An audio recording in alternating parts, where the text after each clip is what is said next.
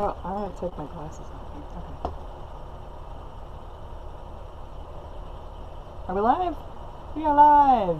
Good morning, good morning. Welcome everybody to the Saturday Morning Mastermind. I'm your host, Samantha Studebaker Carl, and I'm here with my good friends Dan and Jason, Catherine, and Sandy. And today we are going to start talking about chapter 1 of the book.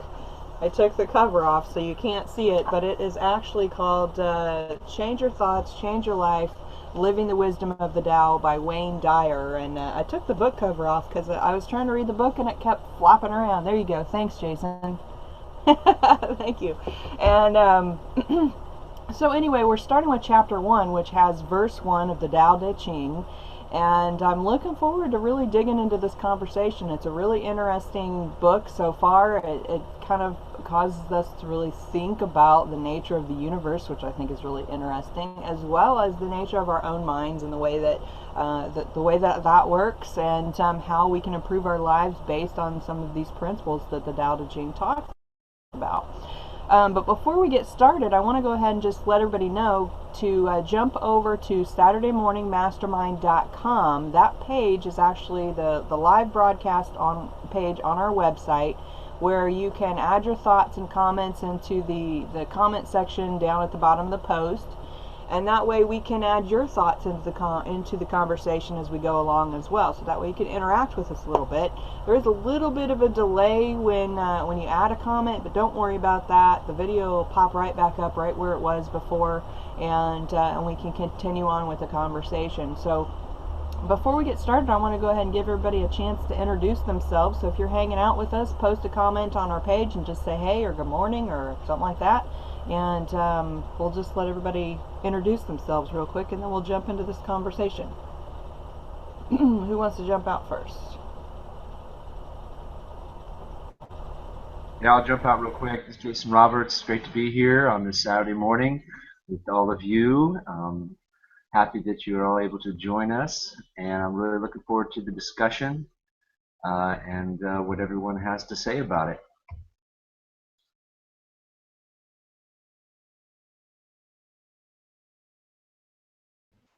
Good morning. This is Catherine Clement in Boulder, Colorado. And I'm sorry, I think maybe my connection's not real good. I hope you guys can hear me this morning. Glad to be here. I switched the microphone, so maybe that helped a little bit. Glad to be here. It's snowing here, so I'm like underneath the covers in bed still. But Sandy's going to go lay on the beach for me today to warm me up. I already did. When you're saying it's snowing, I just got back from the beach and we had breakfast on the beach. It's a beautiful day. But yeah, I'll be in New York in a couple weeks, so I'm actually looking forward to a bit of the chill. You know, it's strange being in a warm land year round, so it'll be nice to feel the winter on my skin and soul a little bit. So it's all beautiful. Good morning, everyone. Glad you're here. Looking forward to delving into verse 1. Dan Sisek, and I'm here in Las Vegas, Nevada, and getting ready. Also, I'm excited to jump in and go over verse 1, and just looking forward to what everybody has to share, as I'm still waiting on getting my book, but once I get my book, I'll get caught up with everybody, and so glad you're all here and ready to hear everybody's thoughts.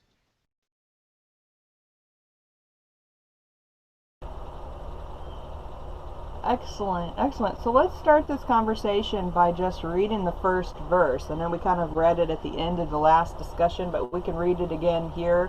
And then we can kind of share our own thoughts on what that means. And then we can dig into the section of what Wayne talks about and kind of go from there. So who would like to read the verse?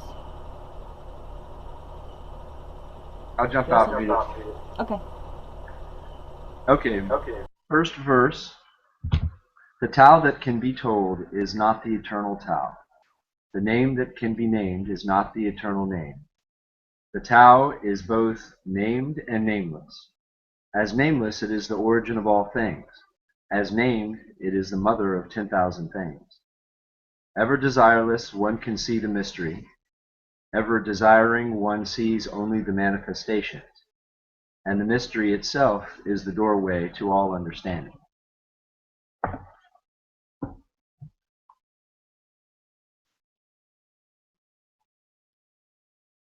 So that's it. I know, I'm sorry. I was trying to get back over here. I was checking to see if anybody had posted on our page. And I was making sure the video was starting and everything right, too. Okay, so anyway, let's kind of talk about that a little bit. I kind of posed the question in the pre-discussion. Well, I posed a few questions, actually, of what you guys think that this actually means. What is it referring to when we're talking about the Tao? Are we, what are you guys' thoughts on that? Who wants to jump out first?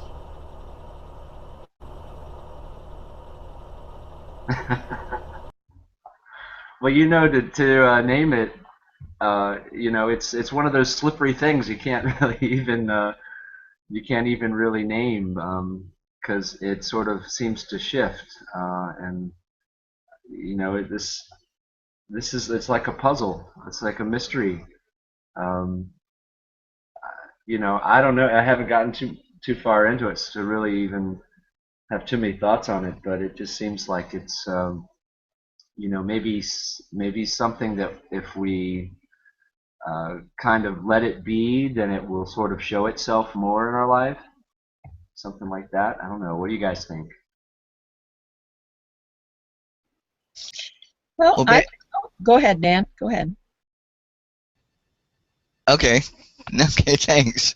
I was gonna say, in reading it this morning, because I got a chance to get on the page and read it, but I think kind of along lines like you, Jason. But at the same time, I think it's also the journey of discovering maybe kind of where our path is or whatever, part of that journey, and learning to maybe harmonize and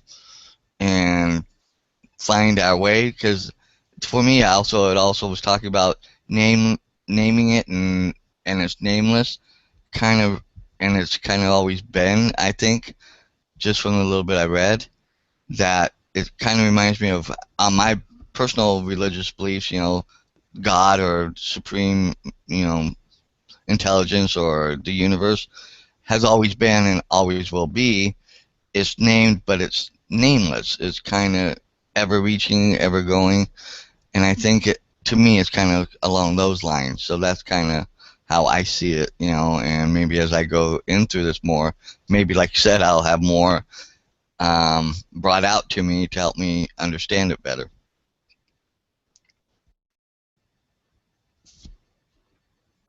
I agree with you both. You can't. It was all here before there was such a thing as names or language, so you can't really name it, but you can experience it. Spirituality is something that is, I think, much easier experienced than explained, because the feelings, I play in this world a lot. I do energy work. I'm an energy worker, so I play with the mystery a lot. And for me to describe to you what I feel as I'm doing that work and the messages that I receive as that's happening, and it's indescribable.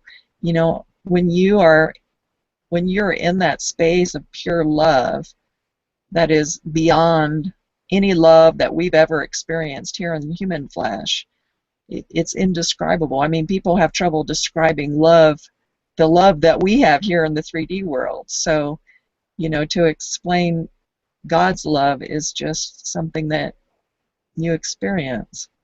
And I think all the religions and all the spiritual beliefs, this is the thing that they have in common. This is the beginning where it all started, and the truth before they all got kind of polluted, with man's thoughts and words and wants and needs, and I mean, you can't blame them. Think about back in the Middle Ages. They're trying to keep the church running, and so some of their own agenda got pulled in, and all the spiritual beliefs. It's like that, not just I'm not picking on any one religion or anything, but because we are human, our part of us comes into that, no matter how pure of a channel we try to be, you know. So the thing that I love about this is that they're very short, but they make you think a lot. And that's the great thing that I love about certain branches of spirituality or whatever, or I guess when I think of the difference between spirituality and religion, spirituality to me, it seems like encourages you to do more inward seeking, you know, to find answers for yourself. It's not just, okay, you should believe this, this, and this, but it's actually, here's a little bit of information, and now how does that touch your heart? And it really, you grow from it. You discover things about yourself, and I think we're going to have a lot of fun with this book. What do you guys think? I think so. Yeah, I agree with what all you guys are saying. It's hard for me to put in words because it's like, yeah, enjoy the mystery. This is all a mystery, everything, this universe, and you know, we can name things, but then we're each experiencing it different, and you know, so the names and labels almost confine it to something that is much more than the name or the label to it. And even with ourselves, and you know, naming and labeling people by our names, it sort of confines us in a way, because we're much more than all of that. And yeah, when you were talking about the work you do, Catherine, it's the same for me. Like there's, you know, the school learning of acupuncture, and I could describe, okay, this point does this and this, but it's hard for me to almost describe it to people, because it's I work on an intuitive level with it, so it's not, people want to know, well, what does that mean, and what is that? And I'm like, it's, you know, it's energy, and I don't know, like I can't really explain it. I can say what I learned in school, but I experience much more than what the point is called and what it says it does. There's so much more to it. And there was more I wanted to say, but yeah, I'm not sure. I think, well, that's part, I was thinking too that it's hard for me a lot of times to put my thoughts into words, because it's, you know, everybody hears things differently and perceives things differently, and so I feel sometimes if I'm even saying my experience, it's limiting it, because I can't say it. Like you were saying, Catherine, like you can't really describe your spiritual experience. You can only experience it, and you can try to explain it to somebody else, but it's not the same when you're explaining it in words. So it's just this experience and this mystery, and we just, yeah. That's it for now.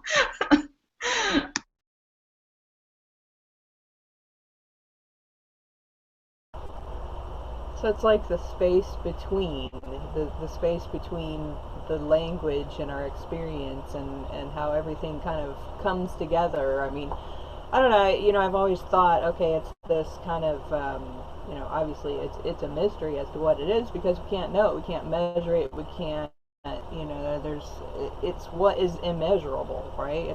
It's that force behind everything that is in existence, and yet we know it's there. But you know, I was listening to I started a course on metaphysics just recently, and I was listening to that course, and it's really interesting how they try and explain everything, right? But that's the whole point of metaphysics, is to, you know, work on the unexplainable. But it was interesting because it was talking about how, you know, as soon as you go and you define something, then all of a sudden that poses all these additional questions, right? It's like, well, if it's this, then, you know, it can't be that, or it can't be this, or we've got to explain it this other way, and even just trying to explain that, it doesn't make a whole lot of sense, does it? But you know, I think it's interesting because, you know, it talks about how yeah, I mean, we've all kind of mentioned how it's just like this all-encompassing something, right? It permeates everything. It is the force behind everything, and what I thought was really interesting in here, and I know I'm kind of jumping a little bit ahead into what Wayne was talking about, but I feel like this is something that can kind of help explain just a little bit, is the fact when he's talking about a seed. He's talking about, you know, you put a seed in the ground and it just grows, you know. And of course, there's certain scientific properties that happen. Of course, it absorbs the moisture and the nutrients from the ground, and then, and it starts to expand in its own little seed, and then it grows, and then it keeps on growing, and eventually it becomes a tree, or, and that's what or a plant or whatever. But what's the force that is behind that? What makes it do those things? And that is kind of the question is, what is it that it's that mysterious energy that is behind the action that is happening? And I was kind of thinking about how and it's like if you didn't know how to ride a bike, right? And it seems like it takes so much effort when you first do it, and you're trying so hard and so hard, and then all of a sudden it's like you cross over this like little threshold of resistance into this ability of being able to do it so easily that even if you stop doing it for years, you can jump right back on and do it like it was yesterday, right? And so what is it that it's that thing in between, or that I don't know, that's kind of my thoughts on it. I don't know, of course, then we start talking about the way, earlier in the book it talked about how, the Tao is also considered, or the Tao, excuse me, I looked up the pronunciation online, it's actually pronounced Tao, but what was I going to say? I just lost my train of thought there for a second. I don't know, somebody else jump out and say something. You were talking about the way. The way, right. Right, okay, so we talk about this energy, or this force, or this ether that permeates the universe, and we know that it's out there, we know we can connect to it, we know we can experience, but explaining it is difficult, right? And yet, at the same time, this book is suggesting that it is also the way. The mystery is the way. That not knowing is the way. So what do you guys think about why do you think it says that? I mean, it's kind of confusing, right? Because it says, this is something that's so completely mysterious, but yet if you just embrace the mystery, you'll know. It sounds contradictory, right? What do you think? Let me jump out real quick. And I just wanted to give the definition that the Wikipedia has got on here. The Tao, or Tao,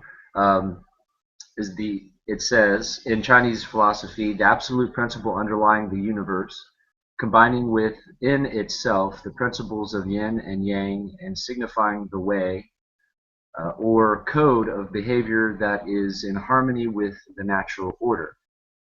And then it goes on to say the interpretation of Tao is the Tao Te Ching, developed into the philosophical religion of Taoism. And so what I kind of get out of that, from what you're saying too, is kind of like it's the source, the principles and the laws and the source of energy, all of it combined, in both the good side of it and the bad side of it, if we want to label things that way, it's kind of everything, and even nothingness is part of it as well. So this is going to be fun to wrap our heads around. What do you guys think? I'll try to put this into words.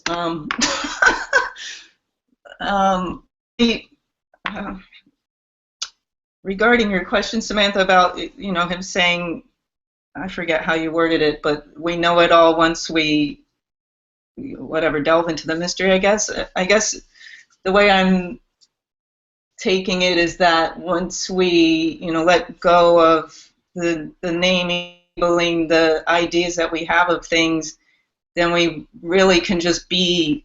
We can feel it all. Like, I think that naming and labeling and trying to decipher everything and analyze and know and figure everything out limits us. And if we're just more allowing it, then we're allowing that knowing to just come in. It's like we're present and open and receiving without the attachments to everything. And then we can really know the fullness of everything without the stuff we attach to it with our minds and our thoughts, and so that's what I'm taking out from it. I was going to jump out and say I think I kind of, with both you and Jason, that, and I'm going to go from this point of view, is that, we all go along, and then at times we'll say, I'm just not with it. Things are just, you're not in harmony, and you can tell you're out of, and we say I'm just in a funk or whatever. I think that's also kind of part of it. We know when we're not in harmony with things, and we know when we're out of harmony and when we're just not there. I think that's also another part of it is, that energy and that sense and that source that we get when we are kind of, like you said, Sandy, letting go of all the little things that put us in this like certain square box or whatever, and leave things in this confines when it's really outside and way out here and involves everything. And I think that's a little bit of how I see it.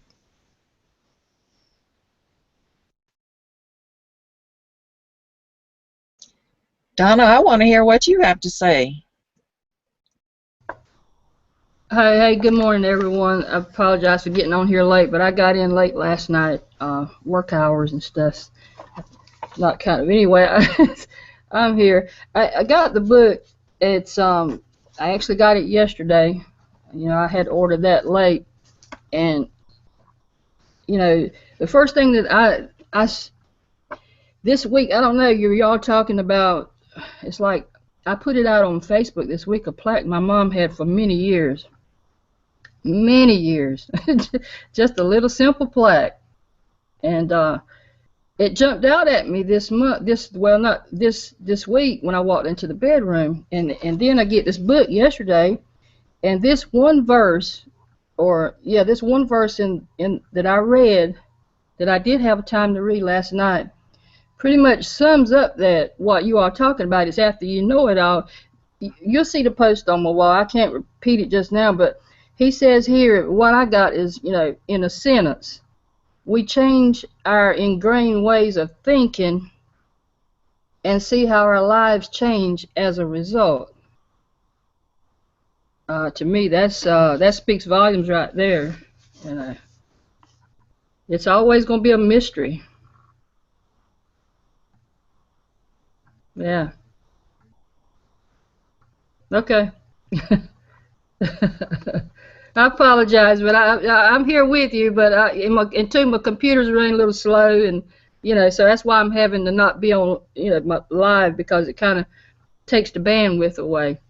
But that's how it seemed like that's a connection for me, guys. That's what I sensed in this week.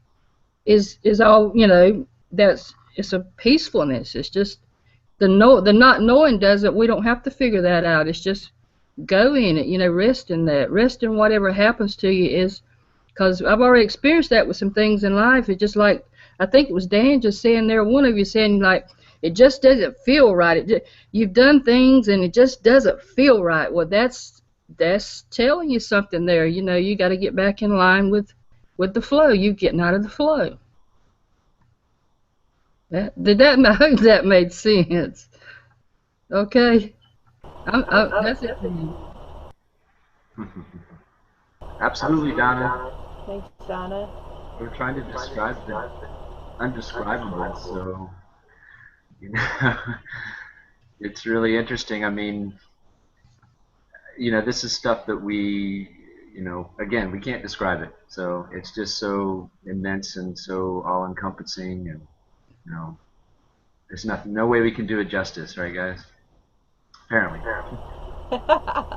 So far not. Yeah. Okay, I wanted to welcome a couple people that left a comment on the page. I wanted to say welcome to Ashni. I hope I'm pronouncing your name right. If I'm not, I apologize. Welcome. It's good to see you here. I'm glad that you're interested in studying the Tao. I'm not sure if you had if you're the same person that posted on Google Plus about that. That's awesome. We're glad to have you be a part of the conversation, and we look forward to hearing what you've got to say as well.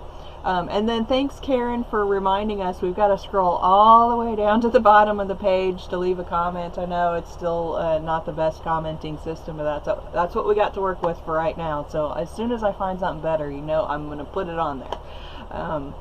But in the meantime, guys, share your thoughts with us on what you think that we're talking about here. I mean, what you think the Tao is, and what you think the mystery is, and how you connect with it, and all of that.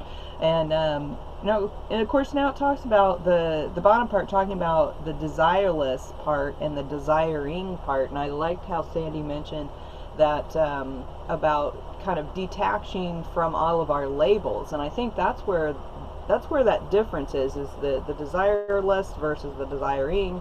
And when you label something, you put limits on it, as she's mentioned before, but that you also you set yourself up for these expectations relating to things, and when they don't meet your expectations, you cause yourself frustration and resistance in your life and that sort of thing. And so I'm thinking that when we kind of let go of defining everything, is that then we actually create an opportunity for more happiness, more flow, more just ease in our lives. And I think maybe that's part of what it's talking about too.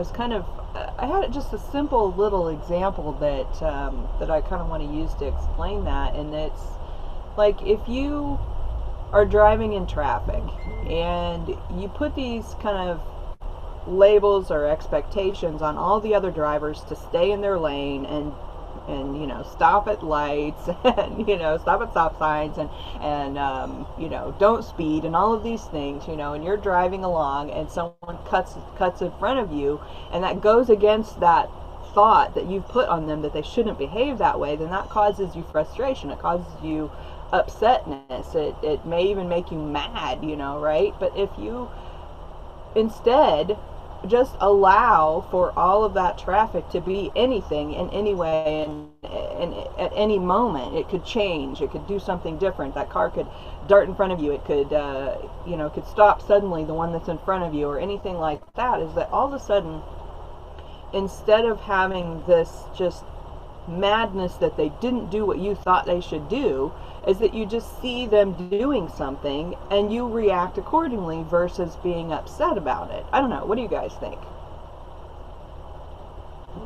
This is I was just looking at the last part about do the Tao now, and it's reminded me right before this hangout. I put a post on a comment on a post on my wall, because there's someone he puts these comments on my post, and it never really got to me, but they're almost like discriminating against different religions. Like, he'll try and guess what I am. Are you Hare Krishna? Are you Buddha? Are you Hindu? And I told him once, I'm into oneness, I'm open, and that's it. But he keeps putting these little hints on different posts, almost rudely, about, I guess, his perception, because I think he's very much Christian, and that's the only thing he'll look at. And I'm not judging him or his view, but it's just what he's putting out on, to me, feels like a lot of judgment. And so I realized last night, this has been going on for a while, but I just would be like, whatever,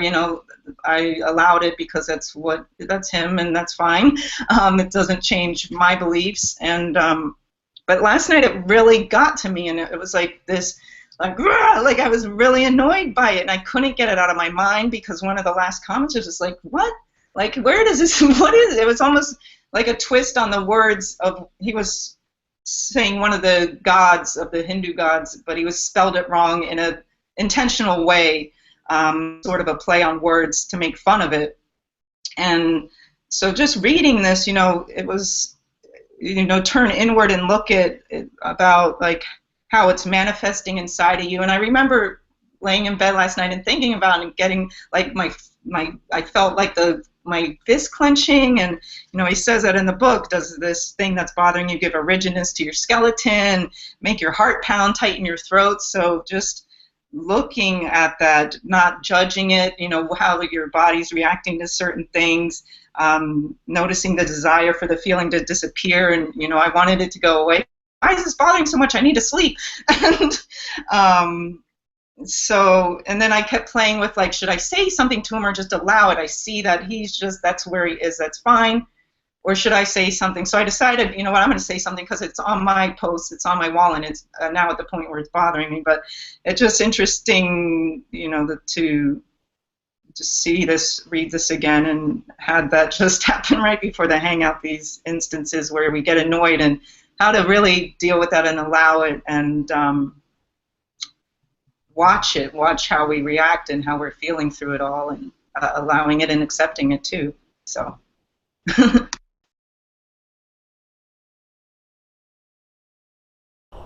Christina posted a comment on the page, and hey, Christina, why aren't you on here with us? But let me read your comment really quick. She says, would you agree that it is simply saying stop trying to control the divine order, and what is present in the moment is no more or less than what you are experiencing? You know, I think that that is a good point, because then it kind of brings us back to some of our my studies on just mindfulness and just being present in the moment, you know, because when we are labeling and defining and trying to control everything, we aren't present in the moment. We're like, you know, Sandy was saying, she couldn't, because she was so occupied with this thing that was bothering her. And you know, and I think that that happens to us a lot of times. It's like the other day I was having issues with my computer. I was having issues this morning too, and I'm like, oh my God, I just want it to work, right? You know, and so I have all this frustration around it. And you know, and I realized, like, you know, Sandy was saying, I looked back at the end of this chapter, and it's talking about doing the Tao now, and you know, I wasn't doing that. I was just getting more and more and more upset and more frustrated, and it was just I was yelling at my computer, and that wasn't doing me any good, right? So you know, I think that that's a good point there, is because when you kind of bring yourself right down into the very moment and the mystery, or the bigger than yourselfness of it, or I don't know, that just inner whatever it is, you actually kind of can place yourself in a place that is so peaceful and so calming that none of that other stuff really matters. And when you really start to think about it, does it really matter in the grand scheme of things? If we start looking at the eternal everything, or we look at the grand picture of all of the universe, and, you know, I mean, how small we are compared to the size of the universe, is just all these little things that we think are so important. Are they really as important as we think they are? I don't know. Those are kind of questions that have kind of popped around in my head when we start talking about these things. But do we want to read some of this, what Wayne has talked about, and then discuss what he said? What do you guys think? We can, if you like.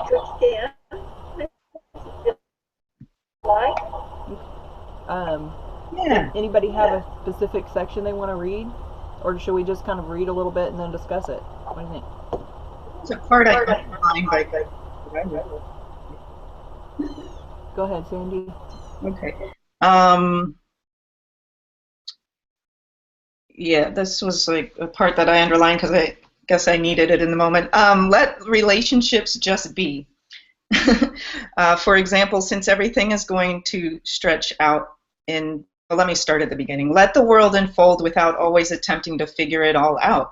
Let relationships just be. For example, since everything is going to stretch out in divine order, don't try so hard to make something work. Simply allow. Don't always toil at trying to understand your mate, your children, your parents, your boss, or anyone else, because the Tao is working at all times. When expectations are shattered, practice allowing that to be the way it is. Relax, let go, allow, and recognize that some of your desires are about how you think your world should be, rather than how it is in the moment. Become an astute observer, judge less and listen more. Take time to open your mind to the fascinating mystery and uncertainty that we all experience. And yeah, so that was powerful for me, you know, because I tend to get in these modes in relationships where I'm analyzing, like, okay, well, why would they do that? And I want to know exactly why this is this way. And then, like, just, it's pointless. It's like driving myself cuckoo. So, like, stepping back and just allowing, and let, you know, then I am in that space where they're allowing me to be how I am, you know, because we can't change anybody, and when we have those expectations of somebody coming from somebody else and they're not coming that way, it's like devastating sometimes or frustrating sometimes. And it's so much easier when we just allow people to be who they are and not have to analyze and try to make it work. And so this was good for me to read. That is a good passage. Thanks for sharing that with us. You know, I think this is all about getting out of your head and into your heart. We can, I mean, yes, we're human bodies, but we're also spirit, and we're very spirit-led if we're open to it. If we're constantly in our minds trying to figure things out, like you said, Sandy, we can actually drive ourselves crazy on some of this stuff. But if you can just relax and get out of resistance and just be in the moment, and like you said, you know, not have those expectations. You know, every time we label something or give it a name, every person has different connotations associated with that name. You know, I could say willow, and some of you might picture a beautiful willow tree, you know, flowing in the wind, and others of you might remember willow switches and getting whipped back in the day, you know. So everybody has a different meaning that they attach to words, and that's the problem with labeling things. But if you can get out of your head, you know, in our kind of work, this work from home and internet marketing sort of thing, we do this a lot, or at least I do it. I guess I can't put it off on you guys, but I do it a lot because I need to figure this out, or I have to figure this out, or I have to figure this out. And sometimes I get so frustrated and I start saying to myself, oh, I can't. And then, of course, I catch myself and say, no, yes, of course you can. But what I find is that when I'm in those frustrating moments, if I keep pushing and like banging my head against the wall, I just get a headache, you know. But if I can just take a moment and really just center myself again and ask for guidance, suddenly things show up. You know, suddenly there's that article that explains exactly how I needed to do it, or the video, or whatever. There is a force that guides us, and you can call it many, many names, and none of the names will describe it. But it counsels us and it guides us if we'll listen. And that's the way that they're talking about. Even though you can't say exactly what it is, that's it. That's that underlying, that thing that animates us. You know, I've brought a lot of babies into this world, and I've helped a lot of people die. And I'm there in those moments where that animation leaves the body or comes into the body. And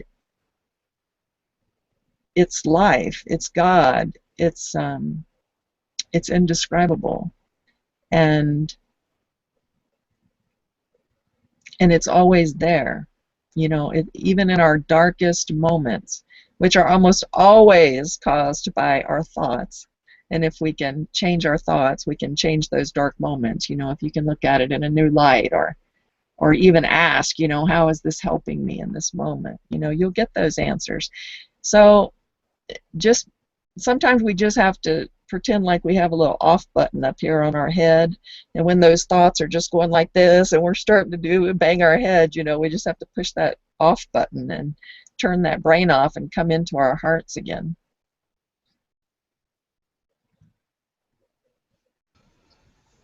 I like what you said, Catherine. Also, I think when we're in those moments, and like you said, we have all those thoughts in our head and stuff, until we do set ourselves in, and until we do take that time out to really be in the moment, which most of us don't, if we're honest. I mean, I know I don't all the time, just kind of collect myself and get, you know, I have done it at times, but most of the time I just kind of just keep going. And what have I missed by not doing that too? What have I not learned that I could have learned, or what, you know, thing could I have let go of, or whatever, rather than trying to be in my moment and push through and have it my way, rather than letting the universe show me, you know, what could have been. or like you said, just sitting there and just recentering myself and disconnecting this for that little bit and connecting back here, like you said. So I think that's a lot of what we tend to do in this day and time, and everybody's so busy, so rushed, so this, that, the other thing, that we've forgotten how to just take that time out and reconnect.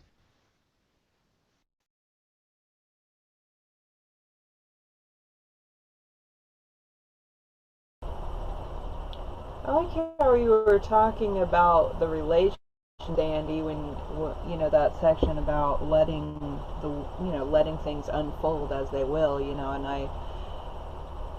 I've been around a lot of people that they'll come and talk to me about whatever's going on in their relationship, and it usually has something to do with some expectation they have set up in their own mind about what that person should do or how they should be or how they should act, or they aren't doing what it is, and or they're so focused on what is going to happen in the future that they can't enjoy the moment, and I think that it's that this, when we embrace kind of the mystery of what is going on between two people, or we embrace that the being in the moment part of it, and we let go of all these desires, as it talks about, and simply allow, then it makes it so that you can enjoy what you actually have right now, right here, because who knows what will happen tomorrow or 6 months from now or years from now or whatever, and I think people create these scenarios in their mind of what will, or not even necessarily scenarios, they just create all these expectations of that other person, and when the other person doesn't live up to that expectation, then they're disappointed and frustrated with it. And yet when you can simply just allow the relationship to be, and just be in that moment, in every moment of your relationship, is that all of a sudden you actually open yourself up to so many more happy experiences. I mean, that's my opinion. I know it's hard when you're in a new relationship, and you're so in love with that person, and you I don't know what it is about our minds, but then we have this like little fear in our mind that we're going to lose this happiness that we have, and so then we start coming up with all these reasons why it's not going to work out, or why they aren't going to do what we want, or maybe we have to organize the future so that it happens the way that we want it to, or whatever. But yet that is what creates our frustration and our disappointment in the relationships that can ultimately cause the relationship to fall apart, which I don't know, that's kind of the paradox, right? I mean, but yet if we could just allow, and just allow that person to be whoever they are, whatever they are, however they are, without putting limitations on them, or a lot of times what it'll turn into is like guilt trips, is you give that other person a guilt trip because they didn't do this or they didn't do that, or they, those kinds of things. I think that relationships are a perfect example of how we're talking about this kind of mystery, or the difference between desiring and allowing. I think that's kind of the biggest thing right there. Maybe we can talk about that a little bit. We could read that section. What do you guys think? You want to talk more? Should we read this section on the difference between desiring and allowing? Samantha, I had a Sure. quick question there. All right. I know you apologize for you not seeing my face, but there's a reason for that. It's basically, it's going back to what I didn't want to lose I had to jot it down so I wouldn't lose my train of thought. But I think Catherine was saying something to that effect. And then can you all hear me? I want to say this so the audience can hear this question. I could have typed it, but I'd rather ask it. Just like each time, like every one of you experiencing, it's that connection of a divine mystery nature that of just out in the realm that our minds just cannot imagine it.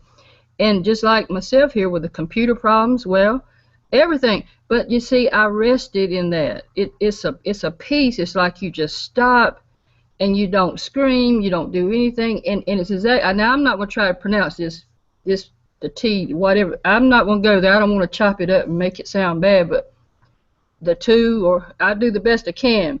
But when he asked a question, when Catherine was saying something about the mother working in the hospital. Now listen to this question real close. Now this is good here.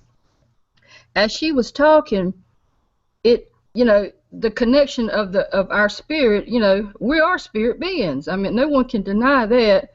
And then there's like, do we reconnect to our divine mother, our birth mother, in the sense that, in like the realm, now I'm not getting all crazy here. Listen to what I'm asking, because it's like something when I walk.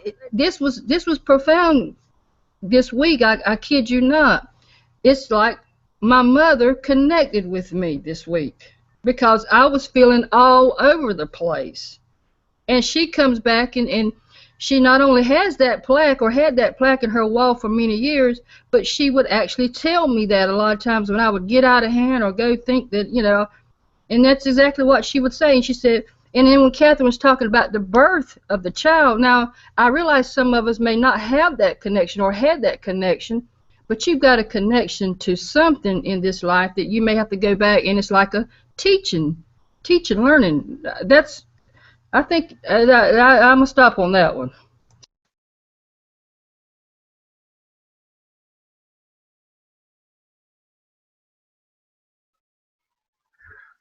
Donna, that's pretty cool. I like to think that we're all connected, like spiritually somehow. I don't know how exactly, but that's profound what you said and what Catherine was saying. I like in the book, and what Samantha was saying kind of brought it out in my mind that what he was saying here in it was like the second or third page. He was talking about how when we plant a plant or a crop, we don't go out and make it grow every day. We prepare the soil, and then we plant the seeds, and we water it, and we just sort of nurture it, but it grows on its own. And a lot of things seem to be that way in life, that maybe this Tao, the way, or this essence, runs through us all, and we sort of give it a push, or prepare the way for it, or prepare the soil, and so that it can do its thing, and but if we were to go out and keep messing with it, and keep trying to toil it, and keep directing it one way or the other, whether it's a relationship or a plant, we're probably going to disturb its growth. And but by giving it what it needs to grow, giving it its space, or its nutrients and its sunlight, and protecting it from the elements, but not actually physically or verbally trying to train it to do something specific, but by allowing it to be the way it's supposed to be, it's going to grow the best way that it can. And we have to sort of have that belief and faith and understanding that will happen, and be patient that it will come as it's unfold as it's supposed to. So that was my thought on that. Donna, what you were saying reminded me of a story. Maybe it will help you understand your, feeling your mother around. And it's a story from Wayne Dyer, since we're on a book about him. I posted on Facebook this week an encounter I had with a beetle. I thought it was a ladybug, but then it didn't have the dots. And, we were friends for a long time, and then it flew away. And somebody posted on that post, that reminds me of this story of Wayne Dyer with a monarch butterfly. He had been the day of a friend who had passed, who had a connection with monarch butterflies. I forget if he studied them or wrote about them, or he really had an affinity for monarch butterflies. And supposedly these butterflies don't ever land on humans. They don't go really around humans. But as Wayne Dyer was thinking of his friend that day, this monarch butterfly came and sat on his finger, and was sort of, looking at him and blinking and sort of talking with his mouth, like wanting to say, like looking like it was talking to him. And the butterfly stayed on his hand, it would jump around on him, flutter around, and it went to his house, and it was on his hand for like 2 hours, this monarch butterfly. So spirit shows up in infinite miraculous ways. So no doubt that your mother is around when you feel her. It's definitely her if you feel that, and I believe that. So it was a beautiful story of Wayne Dyer, and they actually captured it in a photo. He called a friend, and they're like, capture that, because it's a rare, but monarch butterflies don't go on humans. And so it's on the cover of one of his books, the picture of him with the monarch butterfly. I forget the name of the book, Inspiration something. I looked it up online yesterday, and there he is with the monarch butterfly. So it's, was probably his friend coming in spirit form to just with him for a couple hours, So hope that helps. I love that. That's awesome, Sandy. I hadn't read that story, and what's interesting though is that if he had not been just kind of allowing and being in the moment, that may not have happened in the same way. The monarch butterfly might have, fluttered down, landed on him, and then he just kind of went like this and went about his life, right? He didn't pay attention, and that's what it's about, is that paying attention to the moment, right? Because you might get a message from your mom, or you might get a message from a friend who's passed on, or, you just don't know. Or you may just get a message from out there in the ether that means something to you that may not mean anything to anybody else, but it does to you. I think that's part of what this is all about, is just becoming more aware of the possibilities. But we've got some comments on the page, and I want to share these really quick. Ashni says, what I find interesting and refreshing is the presence and allowing of paradox in the Tao. The Tao is inclusive of all things, therefore it can be defined and yet remain beyond definition. I have been meditating on this, especially in relation to desire this week, with the new moon presence. What am I seeking?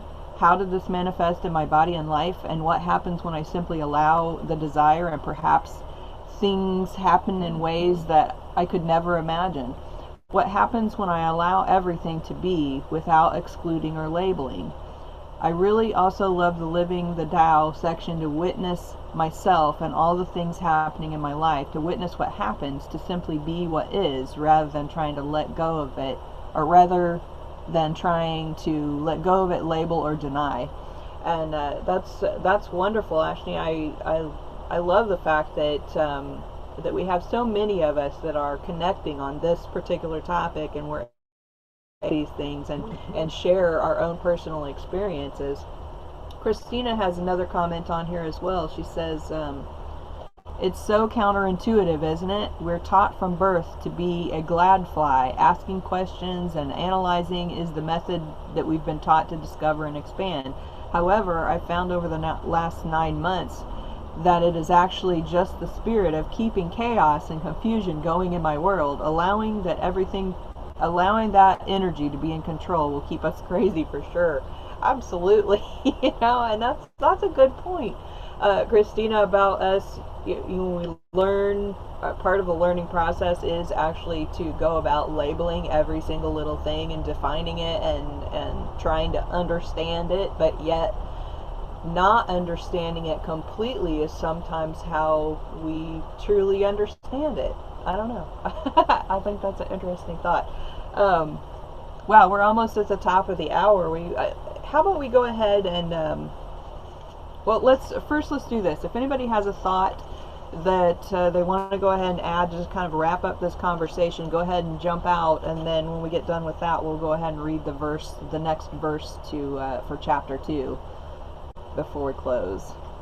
Who's got some final thoughts?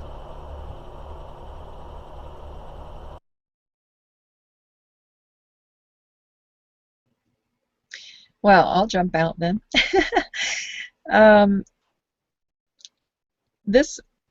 I think just reading this book, you just have to be open and not have expectations for the book either, or for the verses. Just be very open.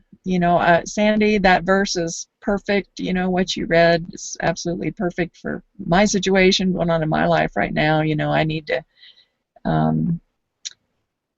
stop the expectations and, really just stay in the moment and stay in my heart and let things develop as they do. It's all perfect. Sometimes the more I know, the more I realize I don't know. And the more I try to understand the mystery, the more I realize that it cannot be understood, but it can be felt and it can be lived in, and but we just have to keep reminding to bring ourselves back to that heart-centered space and look at the situation from maybe the larger viewpoint, like you were talking about, Samantha. You know, we get so locked into our little focused viewpoint, but you know, if we look at it more from the observer viewpoint, and then we can look at how different people, you know, how different things come across to different people, and it just helps us be less judgmental and be more in the flow and accepting. I'm really looking forward to this book, and thank you for all the wonderful comments on the page. I'm so glad that people are figuring out how to use it. We're still trying to find another chat thing, but this one's working good for right now. And Christina, you should be in here with us, girl. I'll see you guys next week.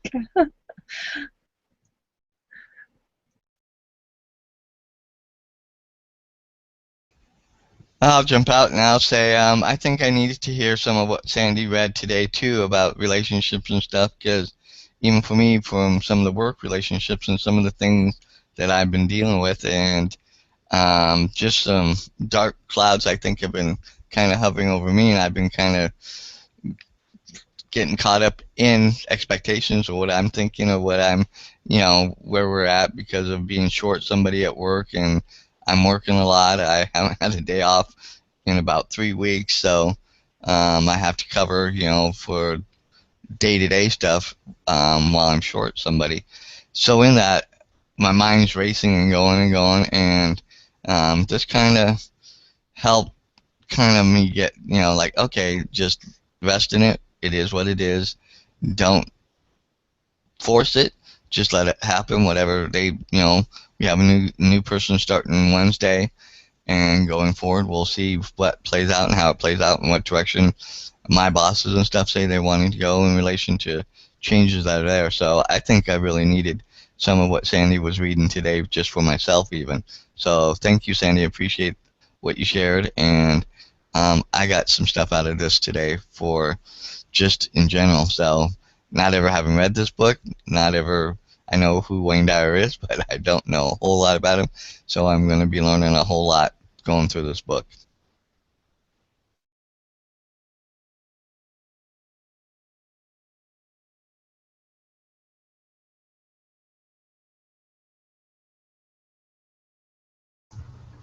Well, I have a quick thing.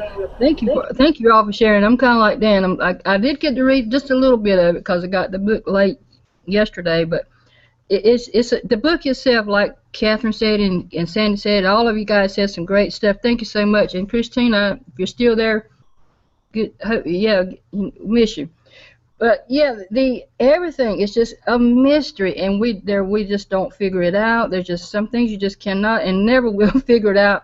And he's just like he's saying, everyone said here, we have to learn to rest, just rest and everything. And I like the fact that what I sensed this week, you guys talked about it here about the book, and it just seems like it's just everything's just always going to be connected. We'll never figure it out. Don't even try. Just go with it. You know, just go with it. That's what I took away from this today. Is just go with it.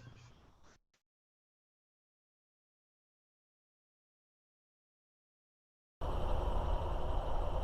think that's perfect way to sum it up. Just go with it. That's awesome, Donna. Was that everybody? Did everybody have a chance to share? I was kind of trying to pay attention to the page there. I went ahead and posted that link, Sandy, that you shared in our private chat for the monarch butterfly story. I put that in the comments below, so if anybody wanted to read that, they can find it there. Okay, so who wants to read the next verse for chapter 2?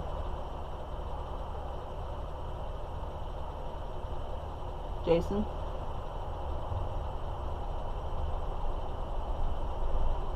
I can if nobody's helping. Okay.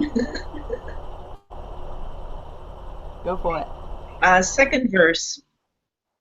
Under heaven, all can see beauty as beauty. only because there is ugliness. All can know good is good only because there is evil. Being and non-being produce each other. The difficult is born in the easy. Long is defined by short, the high by the low. Before and after go along with each other. So the sage lives openly with apparent duality and paradoxical unity. The sage can act without effort and teach without words, nurturing things without possessing them. He works, but not for rewards. He competes, but not for results. When the work is done, it is forgotten. That is why it lasts forever. It's going to be a good one. Oh yeah, definitely.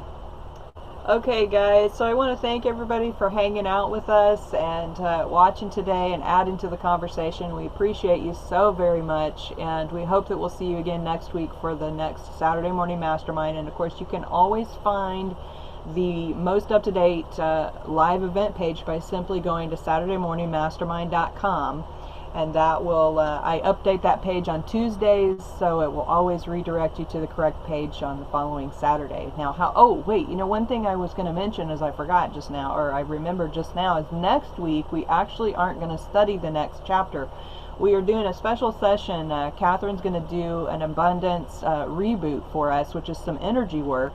And so I encourage you guys to come and participate with us on that, and then we will reconnect to do chapter 2 and the second verse of the Tao on the Saturday after New Year's. So we're going to take Christmas Saturday off, and then we'll meet back for Saturday after New Year's to continue this study of this book. But next week, meet back with us, take advantage of this free energy work that Catherine's going to do for us. And in the meantime, subscribe to our YouTube channel, like this video, follow us on Google Plus, and you can tweet to us on Twitter, all those different things. So anyway, if you'd like to participate with us live here on the discussion panel, just simply send me a message on Google Plus or Facebook, and we'd love to have you come on and add your thoughts to the conversation. So with that, have a great day, an awesome, amazing weekend, and we will see you next week. Bye-bye.